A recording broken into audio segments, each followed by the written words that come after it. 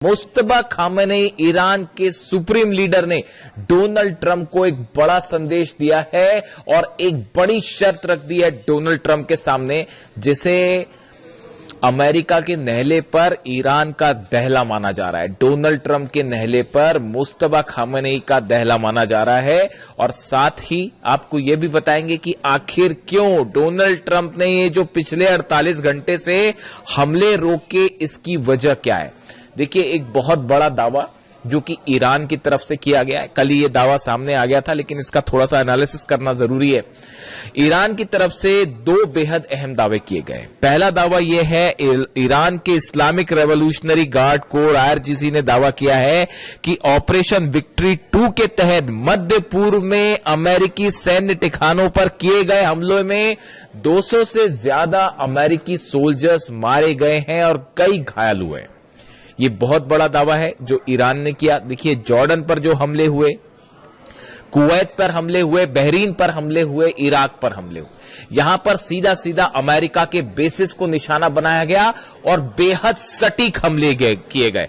फतह 2 से हमले किए गए, फतह 110, जुल्फिकार मिसाइल से हमले किए गए, सेजिल मिसाइल से हमले किए गए और ये तीनों मिसाइल्स का कोई जवाब ना तो पेट्रियट के पास था, ना थाट के पास था। अमेरिका के डिफेंस सिस्टम की धज्जियां उड़ गई, चीथड़े उड़ गए। हमने आपको यही दावा किया था। देखिए, हम कैजुअलिटी के बारे में कोई दावा नहीं कर रहे, लेकिन हमने एक और दावा किया था। मैंने खुद ने आपको यह दावा कर बताया था कि जो खबरें हैं, जिस नेचर की स्ट्राइक करी है, जिन मिसाइल्स की स्ट्राइक की है, जिस प्रिसीजन के साथ स्ट्राइक की है, उससे लगता है कि अमेरिका के कई जेट्स तबाह हुए हैं, खासतौर पर जॉर्डन में। और अब ईरान की तरफ से भी यही दावा किया जा रहा है। ईरान कह रहा है कि साहब, जो हमले किए उसमें 11 तो फाइटर जेट अमेरिका के तबाह हो गए। जॉर्डन में जो फाइटर जेट के बेस पर हमला हुआ था, वो मिसाइल ठीक उस हैंगर के ऊपर गिरी थी जहां पर फाइटर जेट्स खड़े थे अमेरिका के, वो तबाह हुए हैं। कुवैत में बड़ी जो है वो तबाही हुई है। कुवैत में भी जो फाइटर जेट के हैंगर थे वो तबाह किए गए। अब ईरान दावा कर रहा है कि हमने 11 अमेरिका के फाइटर जेट्स तबाह कर दिए हैं, जिसमें F-15 फाइटर जेट शामिल है, एक P-8 है, इसके अलावा C-17 ट्रांसपोर्ट विमान है, वो शामिल है और 8 से ज्यादा जो है रिफ्यूलिंग टैंकर शामिल है। मतलब ये आंकड़ों को अगर आप जोड़ लें तो ये अच्छे खासे नंबर हो जाएंगे। देखिए, ये पिछली बार भी हुआ था इस तरह से कि हमने कहा था आपको कि 30 से ज्यादा प्लेन्स तबाह हुए। अमेरिका के नंबर्स जो है वो 42 निकल के आए और अब देखिए ईरान के ये दावे हैं, इनको लेकर सैटेलाइट इमेजेस भी सामने आनी शुरू हो गई हैं। इतनी आसानी से डोनाल्ड ट्रंप पीछे नहीं हटते। ये जो हमले हुए उसके पीछे की एक पूरी कहानी है कि आखिर क्यों डोनाल्ड ट्रंप ने ये हमले रोके, हम उसका भी जिक्र करेंगे। देखिए, एक बड़ा संदेश आया है मुस्तबा खामेनेई का, जो कि डोनाल्ड ट्रंप के नाम सीधा सीधा संदेश ये माना जा रहा है और उसमें ईरान ने ये कहा है कि अगर किसी भी तरह की बातचीत करनी है अमेरिका को, या किसी भी तरह से सीज फायर की बात करनी है, तो अब उसकी पहली शर्त यह है कि लेबनान में पूरी तरह से शांति होनी चाहिए, इजराइल के हमले रुकने चाहिए, इजराइल की सेना बाहर जाए। ये जो सीज फायर करते हैं और उसके आड़ में नेतन्याहू जो हमले कर रहे हैं लेबनान में, ये जब तक नहीं रुकेंगे तब तक कोई बात नहीं। ये सीधा सीधा संदेश मुस्तबा खामेनेई ने डोनाल्ड ट्रंप को दे दिया है कि आपसे बात ही तब होगी जब आप लेबनान में पूरी तरह से मसला खत्म, या अमेरिका ये जो इजराइल की फोर्सेस है इसको बाहर भगाइए यहां से पहले, और नेतन्याहू के हमले रुकवाइए, और ये जो सीज फायर के नाम पर धोखा देते हैं इस तमाशे को बंद करवाइए, वरना कोई बात नहीं। देखिए, अब जंग में ईरान ने लीड बना ली है। ये जो जहाज ठोके हैं, पेट्रियट सिस्टम के ऊपर मिसाइल गिरी है, ये तमाशा रूस भी देख रहा है, चीन भी देख रहा है और हंसी उड़ाई जा रही है डिप्लोमेटिक सर्कल में कि ये अपने बड़ा दम भरते थे। पेट्रियट और थार्ड का ऊपर मिसाइल मारी गई है साहब, सीधी सीधी मिसाइल्स गिरी है, पेट्रियट और थार्ड सिस्टम तबाह हो गए और इतना बड़ा नुकसान हुआ। इस जंग का सबसे बड़ा नुकसान हुआ, यही वजह है डोनाल्ड ट्रंप पीछे हटा है, वरना पीछे नहीं हटता। बैठक होती है व्हाइट हाउस में, मैं आपको एक वीडियो में पहले भी बता चुका हूं। व्हाइट हाउस में बैठक हुई, पीट हेग्सेट शामिल थे उसमें, डैन केन्स शामिल थे, अमेरिका के तमाम अधिकारी शामिल थे। उसमें बताया गया कि जो नुकसान हुआ है और कैसे पेट्रियट और थार्ड सिस्टम मिसाइल्स खत्म हो रही है, सिर्फ 900 मिसाइल्स बची है अमेरिका के पास। एक महीना में सिर्फ 20 मिसाइल बन पाती हैं, और जिस तेजी के साथ ईरान हमले कर रहा है तो उसमें तो एक महीने के अंदर पूरा डिफेंस सिस्टम ही खत्म हो जाएगा। इसलिए रुके ये हमला करने से। और दूसरी चेतावनी आ गई है ईरान की तरफ से कि नेटो के जितने बेसेस है सबको ठोका जाएगा, चाहे वो तुर्की में हो, चाहे इटली में हो, चाहे जर्मनी में हो। मैं आपसे उस पर चर्चा कर चुका हूं, इसलिए इस पर बात नहीं करूंगा। तो ये 6 बेसेस ऐसे हैं नेटो के जहां पर न्यूक्लियर वेपन्स होने की बात कही जा रही है। वो सब के सब खुर्रमशहर 4 के निशाने पे, और जेलेंस्की को भी जवाब मिलेगा। अभी जो कैस्पियन सी में जहाज जलाया है ईरान का, उसका जवाब जो है वो खुर्रमशहर 4 रेडी है, और वो 5 वाला वर्जन भी जो है वो शायद पहली बार अब यूक्रेन पर ही टेस्ट किया जाए, और वो 100% यूक्रेन को जवाब मिलेगा। आप लिखवा लीजिए, चाहे तो कैस्पियन सागर में जवाब मिलेगा, और या फिर जो है सीधा मेनलैंड पे हमले का जवाब मिलेगा। तो बैठक हुई, बैठक में यह तय किया गया कि भाई अभी जो असेसमेंट हुआ कि कितना नुकसान हो रहा है, उसमें यह बात निकल के सामने आ गई कि अगर आप लॉन्ग रेंज वॉर करते हैं, लंबी जंग की तैयारी करते हैं, पहली बात तो देखिए ईरान में वो रैपिड वेनेजुएला समझने की गलती कर रहे थे, तमाम समझाने के बाद भी कि उसको वेनेजुएला मान के चल रहे थे, ईरान ने समझा दिया क्या है हकीकत। अब वो है वॉर स्ट्रेटेजी पूरी तरह से गड़बड़ा गई है। अमेरिका के जो सीनेटर्स हैं अपोजिशन के और जो कांग्रेसमैन है, उनके बयान सुनिए। डोनाल्ड ट्रंप की ऐसी तीखी आलोचना उनके प्रेसिडेंट बनने के बाद से नहीं हुई, और यह कहा जा रहा है कि मिड टर्म पोल हारना तय है डोनाल्ड ट्रंप का। उनके जो सीनेटर्स हैं अपोजिशन, वो सवाल उठा रहे हैं कि ये क्या घटिया रणनीति लेके आप वॉर में गए। ना तो आप जीत पा रहे, ना आप बाहर निकल पा रहे, ना ईरान के अंदर जा पा रहे, ना हॉर्मुज कैप्चर कर पा रहे, ना लीडरशिप चेंज कर पा रहे, ना ईरान की सेना का मुकाबला कर पा रहे। तो कर क्या पा रहे फिर? जंग करने के लिए किस लिए गए थे? हकीकत यह है कि अब इस जंग में ईरान ने जबरदस्त लीड बना ली है। यह उसी दिन तय हो गया था जिस दिन अली खामेनी साहब पे हमला किया गया था। मेरे पे लोग सवाल उठाते थे, जिस दिन अली खामेनी साहब का असैसिनेशन हुआ, उसी दिन जो मेरा पहला वीडियो था 28 तारीख को असैसिनेशन के बाद का, उस वीडियो में मैंने कहा था कि आप देखिएगा ईरान ये जंग कभी नहीं हारेगा। और आज 5 महीने बाद आप कहां खड़े हैं? हॉर्मुज के गेट पर जो है वो पहरेदारी करते खड़ी हुई है अमेरिका की सेना। सच है या नहीं बताइए? क्यों नहीं एंटर कर लेते? हॉर्मुज में अंदर एंटर करिए, अबू मेहदी ऐसी मार मारेगी ना कि पर एक भी जहाज नहीं बचेगा। वो जहाज पीछे खींचने पड़ गए। ये जो दूसरे दौर की हवाई फायरिंग करी, इसमें जो फाइटर जेट से हमले किए गए, वो हमले के पहले वो जो जहाज खड़े थे वो पहले आगे खड़े थे, उन सबको पीछे खींचना पड़ गया। वो 1000 किलोमीटर की रेंज के पीछे करना पड़ गया, वरना अबू मेहदी ऐसा मार मारते कि जहाज नहीं बचते। और हॉर्मुज में वो आप देखिए एक टैंकर फिर तबाह हो गया, कल पार करने की कोशिश कर रहा था उस रास्ते से जो कि ईरान ने मना कर रखा है। नीचे माइन लगी हुई है, फट गई माइन, जहाज हो गया तबाह, बाबल मंदेब अलग बंद हो गया है। तो ये कई बार क्या होता है, देखिए जरूरत से ज्यादा घमंड करना, अपने आप को चैंपियन समझना, है ना, कि बस हम ही सब कुछ आज इसको तबाह कर देंगे, कल उसको तबाह कर देंगे, तो एक ना एक दिन शेर को 1.25 शेर जरूर मिलता है। और यहां तो बहुत भारी शेर मिल गया है, मतलब भागने का रास्ता। अब वहां पे प्लानिंग चल रही है, वॉशिंगटन डीसी में, व्हाइट हाउस में प्लानिंग चल रही है कि भाई ईरान की जंग से इज्जत बचाते हुए कैसे बाहर निकला जाए। अरे काय की इज्जत बचाओगे साहब? वो चाइना ने आपका एक एक चीज आपकी समझ ली है कि कैसे आपका तोड़ है। F-35 फाइटर जेट का तोड़ क्या है, F-18 का तोड़ क्या है, टॉम हॉक मिसाइल गिर गई और तो और छोड़ दिया, इससे बड़ी बात और क्या होगी। वो ईरान जो मलबा दिखा रहा है टॉम हॉक मिसाइल का, टॉम हॉक मिसाइल को मार के गिरा देने का मतलब आप समझते हो?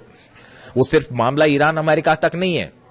जब टॉम हॉक मिसाइल गिरती है तो चाइना उसकी पूरी पोस्टमार्टम कर डालता। अच्छा, इनकी ये मिसाइल इतनी स्पीड पे चल रही थी, इतनी ऊंचाई पे चल रही थी, इस सिस्टम से मार के गिराया। वो टॉम हॉक मिसाइल का तोड़ उसने निकाल दिया। F-35 जेट अगर गिर रहा है, F-35 जेट अगर तबाह हो रहा है, तो चाइना उसका पूरा एनालिसिस कर ले रहा है कि ये इतने ऊपर जाता है, इतने तेजी से मुड़ता है, इसमें इसको ऐसे टारगेट किया जा सकता है। वो पूरी काट निकाल दी अमेरिका के जितने वेपन्स हैं। आप देख लीजिए हालत क्या है। 18 शिप लेके आप पहरेदारी कर रहे हो, वहां पे खड़े हुए हो, अंदर जाने की आपकी हिम्मत नहीं है, खड़े हुए आप ईरान के दरवाजे पर। तो अब हालात ये है कि मुस्तफा खामेनी ने एक नया जो है वो संदेश दे दिया है डोनाल्ड ट्रंप को। उन्होंने कह दिया है पहले लेबनान में पूरी तरह से शांति करो, उसके बाद बात आगे बढ़ेगी, वरना हम बात ही नहीं करेंगे। और यूरेनियम तो भूल जाइए, वो सपना है, वो भूल जाओ, यूरेनियम नहीं मिलने वाला। पिकेक्स माउंटेन पर हमला करोगे, नेटो के बेसेस उड़ेंगे, यूक्रेन पर हमला होगा, और सऊदी में, यूएई में, कतर में, दोहा में, बहरीन में, कुवैत में एक भी ऑयल रिफाइनरी सलामत नहीं बचेगी, एक भी इंफ्रास्ट्रक्चर नहीं बचेगा। वो जो लंबे लंबे ब्रिज है बहरीन और सऊदी के बीच में, सब मिसाइल्स के निशाने पर है। और ये जो बोलते रहते हैं ना बीच में डोनाल्ड ट्रंप की बस अब इतने % मिसाइल बनी, दुनिया में कोई नहीं जानता ईरान के पास कितनी मिसाइल सिटीज है। जागरोस की पहाड़ियों के नीचे अली खामेनी साहब जानते थे पहले से कि आज नहीं तो कल जो है वो हमला करेगा अमेरिका, उसी की तैयारी कर रखी थी, 4-5 साल की जंग की तैयारी कर रखी है।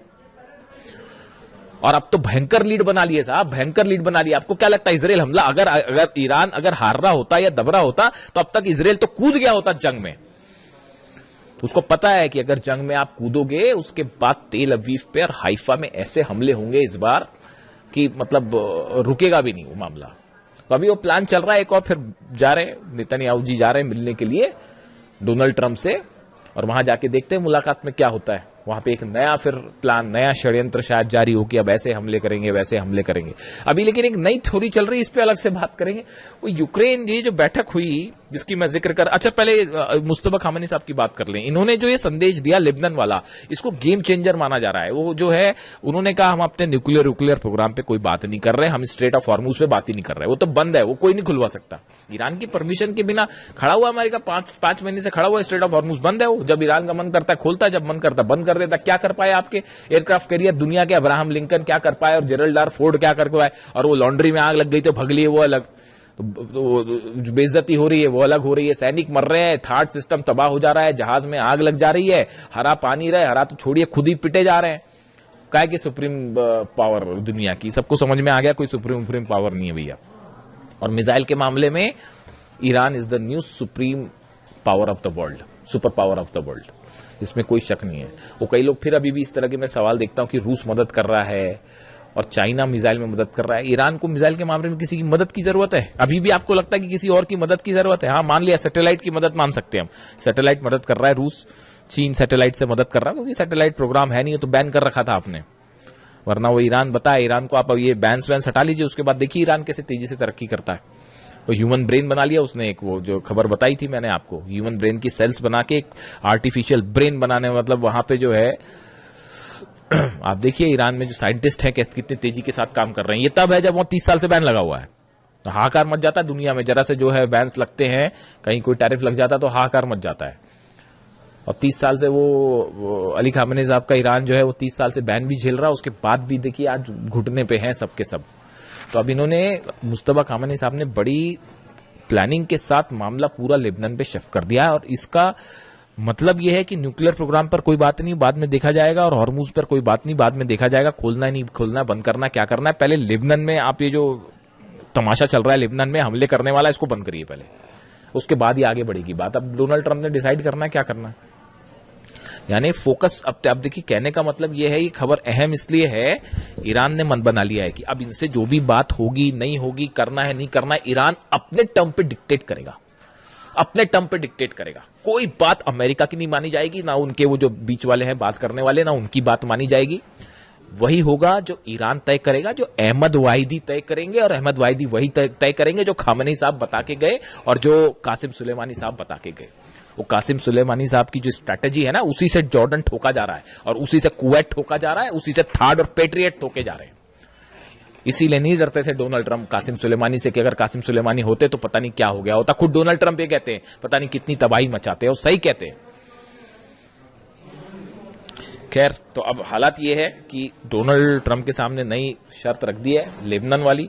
दूसरी तरफ ये बड़े बड़े जो प्लेन गिराने वाले दावे हैं, इसमें थोड़ा सा टाइम लगेगा सामने आने में। बाबल मंदेब जो है वो पूरी तरह से बंद है, क्लोज्ड। ईरान ने हुतीस की मदद के लिए बैलिस्टिक मिसाइल ड्रोन्स का एक बड़ा जखीरा तैनात कर रखा है यमन में, खासतौर पर बाबल मंदेब के आसपास। और लगातार जो है वो लड़ाई चल रही दोनों तरफ से। आपने देखा ही कल यमन में किस तरह से हमले हुए, और सऊदी लेड फोर्सेस और हूती के बीच में आमने सामने की जंग शुरू हो गई। कई गाड़ियों को आग लगा दी गई। जिस तरह से ऑयल रिफाइनरीज पर सऊदी पर हमला हुआ, पूरी दुनिया देख रही है। सबसे बड़ी जो आपकी जो ऑयल रिफाइनरी है अरामको, उसकी एक यूनिट पर जिस तरह से मिसाइल्स गिरी हैं, बैलिस्टिक मिसाइल, पूरी दुनिया देख रही है किस तरह से यानबू में और दूसरी एक जगह जो है वो हमले हुए, और उसको कोई नहीं रोक पाया। तो अमेरिका तो फेल है ही पूरी तरह से, वो अपनी रक्षा नहीं कर पा रहा, तो सऊदी की रक्षा क्या करेगा। और ये प्लान चल रहा है, देखिए ये प्लान चल रहा है। खुद नहीं लड़ सकते तो बोले क्या एक नया मोर्चा खोल देते हैं, यूक्रेन को लड़ाओ ईरान से साहब, हथियार हम देंगे वहां लड़ना, ताकि हमारे बेस पे हमला नहीं। आपने क्या समझ रखा है ईरान को, और क्या समझ रखा है अहमद वाहिदी साहब को? यूक्रेन हमला करेगा तो वो क्या जॉर्डन पे हमला रुक जाएगा?